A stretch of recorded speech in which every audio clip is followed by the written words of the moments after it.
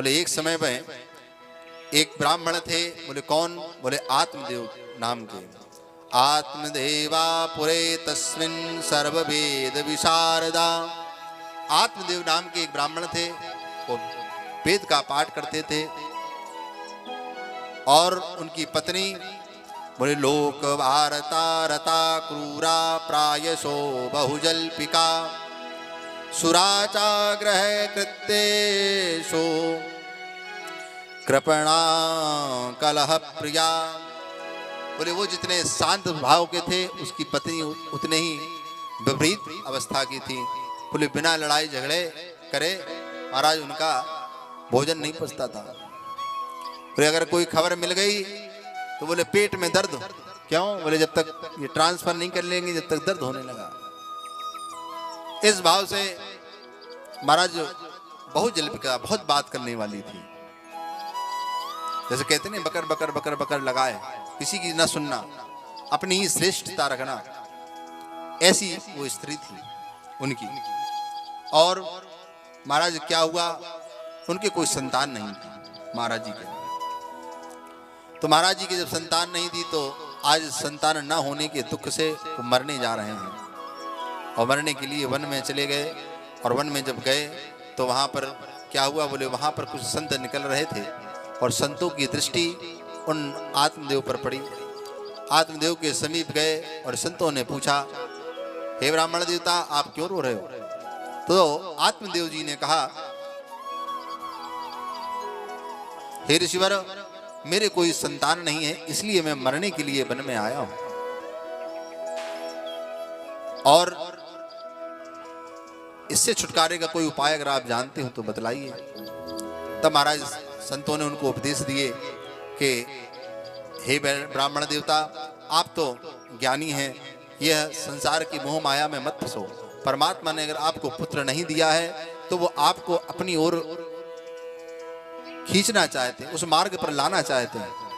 जिसकी संतानें बोले जिसकी संतानें खराब निकल जाए तो ये संकेत है उसके लिए।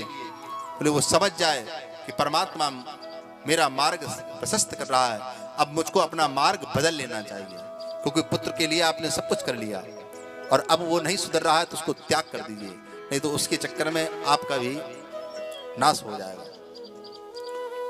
और मुंचा ज्ञान प्रजारूपम बलिष्ठा कर्मणो गतिम विवेकम तु समासाध्यो त्यज्य संसार वासनम। संसार की वासना का त्याग कर दो, ऐसा उपदेश दिया। और महाराज ब्राह्मण देवता बोले ऐसा है महाराज जी ये ज्ञान की बातें करो नहीं, क्योंकि ज्ञान हमारे पास बहुत है और आप तो जो है हमको पुत्र प्राप्ति का साधन बतलाइए। तो महाराज संतों ने कहा ऐसा है अभी तो छोड़ो, आगे के 7 जन्म तक भी तुम्हारे पुत्र का कोई भी योग नहीं है। 7 जन्मावधि तब पुत्र नहीं विचो, 7 जन्म तक तुम्हारे पुत्र नहीं है। अब तुम्हारा जहाँ ये पता चला आत्मदेव जी को, आत्मदेव जी बड़े दुखी हो गए और कहने लगे बोले महाराज तुमने तो हमारा कष्ट और बढ़ा दिया, हम तो एक ही जन्म के लिए रो रहे थे और तुमने 7 जन्म की कथा सुना करके हमको बतला दिया, और अब तो महाराज हम तुम्हारे चरणों में ही मर जाएंगे। और महाराज वो ब्राह्मण जो देवता थे आत्मदेव, उन्होंने अपने सर को संतों के चरणों में पटकना प्रारंभ कर दिया। सर से खून निकलने लगा और ऋषियों ने कहा महाराज क्यों कर रहे हो? तो आत्मदेव जी ने कहा महाराज अगर अब की बार आपने फल न दिया तो इतनी तेजी से हम अपना सिर पटकेंगे कि यहीं प्राणांत हो जाएगा। तो संतों ने कहा रुक जाओ, परेशान मत हो महाराज। अंदर मन में विचार वो भी करने लगे, कहां से कहां ब्याद में फंस गए। आए थे हरि भजन को और काटे लगे कपास। हम तो ये सोच करके आए थे कोई सत्संगी यहाँ बैठा है रो रहा है भगवान की याद में, कुछ हमको भी मिल जाएगा, लेकिन ये तो महाराज परम भोगी आदमी, ये तो जो है व्यसनों से ग्रसित। अब लेकिन अब ये इससे पिंड छुड़ाने के लिए कुछ न कुछ तो करना ही पड़ेगा। उन्होंने अपनी झोली से एक फल निकाला और कहा ये लो फल ले जाओ, अपनी पत्नी को दे देना, और भगवान नारायण चाहेंगे तो सब कुछ अच्छा करेंगे। ये संतों का ही भाव रहता है, बोले हम कुछ नहीं करेंगे, ये फल लिए जाओ, भगवान जो चाहेंगे अच्छा करेंगे, इस भाव से। और फलभक्षेण गर्भस्यादो गर्भेणोदय वृद्धिता। ऐसा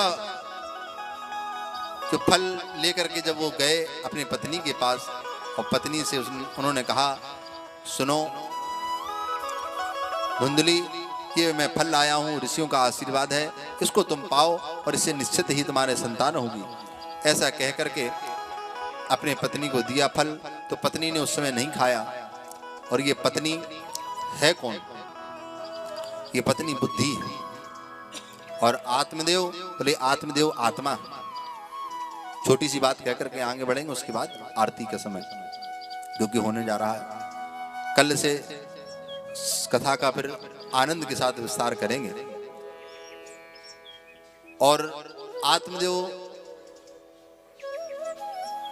ने फल दिया, लेकिन ये बुद्धि जो है कुतर्क करते हुए उस फल को नहीं खाया। बुद्धि जब अपनी लगा दोगे तो परमात्मा प्राप्त नहीं होगा। बुद्धि लगाना बंद कर दो। द्रौपदी ने जब तक बुद्धि लगाई तब तक परमात्मा नहीं आए। कब तक? बोले पहले जब सभागार में सोचा तब तक याद नहीं किया परमात्मा को। बोले सभागार में तो हमारे दादा गुरु बैठे हैं, भीष्म पितामह बैठे हैं, मेरे 5 पति बैठे हैं, मेरा कोई कुछ नहीं बिगाड़ पाएगा। और महाराज तब भी कुछ नहीं हुआ। और बोले फिर चीर पकड़ लिया। जब दुशासन ने खींचा तो चीर अपनी तरफ खींचा, लेकिन फिर भी नहीं बच पाई।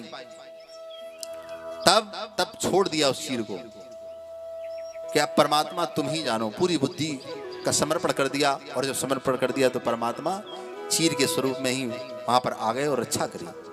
ऐसे परमात्मा से बुद्धि मत लगाओ। और जो तर्क की बुद्धि थी, कुतर्क की, उसने फल नहीं खाया।